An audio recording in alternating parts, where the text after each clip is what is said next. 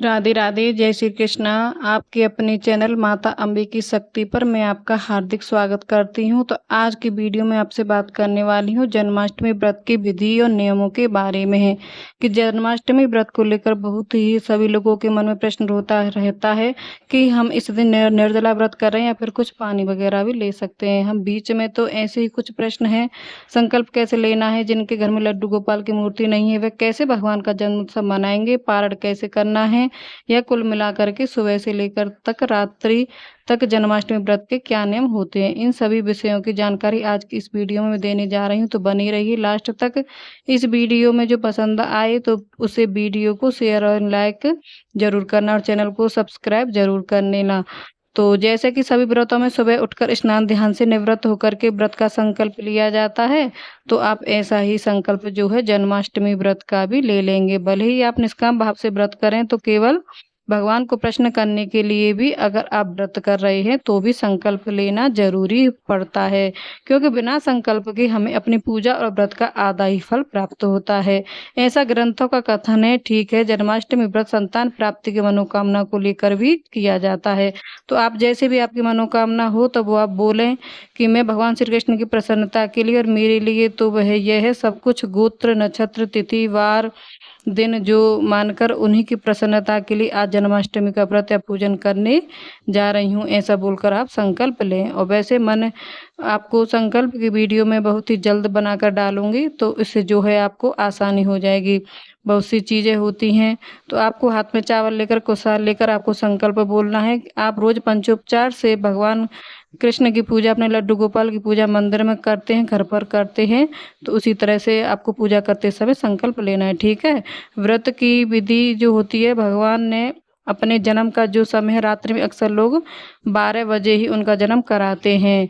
तो पूरे दिन का निर्वाह कैसे करना है कि पूरे दिन जो है आपको भगवान के मंत्र का जाप करना है। जिनकी अगर कोई मनोकामना है, जैसे कि संतान प्राप्ति की मनोकामना है, तो पूरे दिन आप जो है संतान गोपाल मंत्र का जप कर सकते हैं। जिनकी कोई कामना नहीं है वह ओम नमो भगवते वासुदेवाय का जप कर सकते हैं। ठीक है। जो भी आप भगवान को जिस नाम से पुकारते हैं उस नाम का पूरे दिन जो है आपको जप करते रहना चाहिए। इस बात का विशेष ध्यान रखिए कि बिना नाम से जो आपके जो है आपका व्रत पूरा निरर्थक चला जाता है। आपके व्रत करने का कोई मतलब नहीं निकलता। खराब भगवान का नाम जप पूरे दिन नहीं करता है। ठीक है। जब याद आए नाम जप अवश्य कर लेना। नियम होते हैं व्रत के जो कि आपको निभाने होते हैं। आपको पूरे दिन जो है किसी से फोन पर इस तरह की बातचीत नहीं करनी है, क्योंकि देखिए किसी भी व्रत में किसी की निंदा नहीं करनी चाहिए, और ज़्यादा अगर हम फ़ोन पे किसी से बात करें तो किसी ना किसी की निंदा हो ही जाती है। तो ऐसे में व्रत खंडित होने का डर रहता है। ठीक है। तो कोशिश करेंगे कम से कम लोगों से फ़ोन पर बात करें इस दिन। ठीक है। दूसरी चीज़ है कि इस दिन सोना भी नहीं चाहिए। तो भगवान के भजन कीर्तन, भगवान श्री कृष्ण के वृक्ष बहुत से भजन होते हैं, तो आप जो है मोबाइल पर भी इसको सुन सकते हैं। भजन कीर्तन से दिन व्यतीत करना आसान हो जाता है। तीसरी चीज़ जो है, फ़ोन पर अश्लील चीज़ ना देखिए, क्योंकि और जो ब्रह्मचार्य व्रत के खनन होते हैं आपका व्रत भी टूट जाता है। ब्रह्मचार्य व्रत का वर्णन इस प्रकार से हो सकता है जैसे अश्लील चीज़ देखना नहीं है, सुनना नहीं है और स्पर्श भी नहीं करना है, मतलब किसी भी प्रकार से। तो इसलिए आप मोबाइल का उपयोग नहीं करना चाहिए। तो अपने आप से अश्लील सी चीज़ें आने लग जाती हैं, फ़ोन का कम से कम प्रयोग करें। इस दिन आपको फ़ोन से दूर ही बनाए रखें तो ही प्रसन्न हो। इस तरह के दिन में कुछ जो है हमको निर्वाह करना है। रात्रि में आपको पूजा की तैयारी कर लेनी। तो देखिए 11:50 से पूजा करने बैठ जाएंगे। ठीक है। क्योंकि पूजा करने में भी कुछ समय लगता है, कुछ तैयारियां होती हैं। हम जैसे कि अगर आपकी कोई मनोकामना है, संतान प्राप्ति की विशेष मनोकामना है, तो आप जो लोग व्रत करते हैं तो आप जो है फिर कलश स्थापना करके पूजा वगैरह करेंगे। और अगर आपकी कोई मनोकामना नहीं है, केवल भक्ति भाव से व्रत कर रहे हैं, तो आप केवल लड्डू गोपाल के भी पूरा जो है उसको पंचामृत से स्नान कराएंगे। इससे पंचामृत कराने स्नान कराना चाहिए। सबसे पहले कुछ और नियमों की, जैसे कि लोगों का प्रस्ताव आता है कि हमें निर्जला रहना चाहिए व्रत, या फिर कुछ पानी वगैरह भी हम पी सकते हैं, कुछ फल वगैरह ले सकते हैं। तो नहीं, मैंने आपको जैसे कि सबसे पहले बताया है कि व्रत में महत्वपूर्ण होता है भगवान का नाम जप करना। ठीक है। तो ऐसे में आपको यह नहीं होना चाहिए कि आप पूरे दिन पानी नहीं पी रहे हैं, आप पूरे दिन मतलब कुछ भी खा भी पी नहीं रहे हैं। तो कमजोरी के विरोध में आपको केवल भोजन की सुविधा रहेगी। जो आपको जो है भोजन अन्न नहीं खाना है। पानी प्यास बुझाता है, मतलब स्मरण भोजन या पानी का नहीं होना चाहिए। आप अपना जो है स्वास्थ्य का अपनी सारी की इस स्वास्थ्य के अनुसार ही अपनी सेहत का ध्यान रखें। भगवान का नाम जप होना कि भोजन का आपको याद आती रहे, तो आप अपने शरीर की क्षमता के अनुसार वही कार्य करें। मतलब पानी भी पी सकते हैं, फल आप ले सकते हैं। कोशिश यह करें कि आपका जो है व्रत है इसका उद्देश्य केवल भगवान का नाम जप होना चाहिए। ज़्यादा से ज़्यादा भगवान का स्मरण भजन कीर्तन होना चाहिए। तो उसके लिए अगर आपको आवश्यकता है कि थोड़ा-सा जल और फल आप जो है ले सकते हैं। याद रहे क्या होता है कभी-कभी हमें बहुत ही ज़्यादा फिर हम भोजन को जो है किसी भी व्रत में सही नहीं होता है, तो ठीक है, भक्ति ज़्यादा ज़रूरी नाम होता है। आप जल वगैरह थोड़ा बहुत ले सकते हैं, बाकी व्रत खोलने की बात है तो वह फिर अगर कठिन व्रत कर सकते हैं तो निर्जला व्रत किया जा सकता है। ज़्यादातर लोग जो है 12 बजकर भगवान का जन्म कराने के बाद ही जो है लोग भोजन करते हैं। एक तरह से आप यह भी कर सकते हैं। दूसरी बात है कि दृष्टि में आता है कि लड्डू गोपाल जी की मूर्ति ना हो तो क्या करें?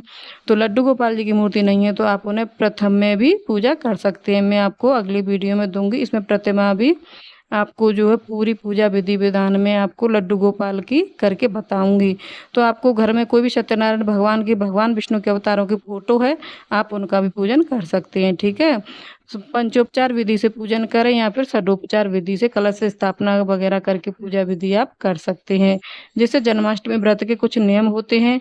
पारण के बारे में अगर बात की जाए तो जैसे कि मैंने बताया 12 बजे के बाद जो भी आप भगवान को भोग लगाते हैं, याद रखिए जन्माष्टमी का व्रत है। अगर आप पूरे दिन भी अगर गायों की सेवा कर पाएँगे, गायों को मतलब जो है रोटी वगैरह खिला देने से अगर जैसे व्रत खोलते हैं तो सबसे पहले गाय के लिए अवश्य निकालना चाहिए। और ये बड़ा व्रत हो, लोग सुबह भी व्रत खोलते हैं, तो सबसे पहले गाय को जो है ब्राह्मण को गाय और ब्राह्मण का भोजन आपको निकालना है। तो व्रत होते हैं बट इस तरह से मतलब महत्वपूर्ण होते हैं, तो उनमें वह सूखा नारियल ब्राह्मण को जो है देना चाहिए।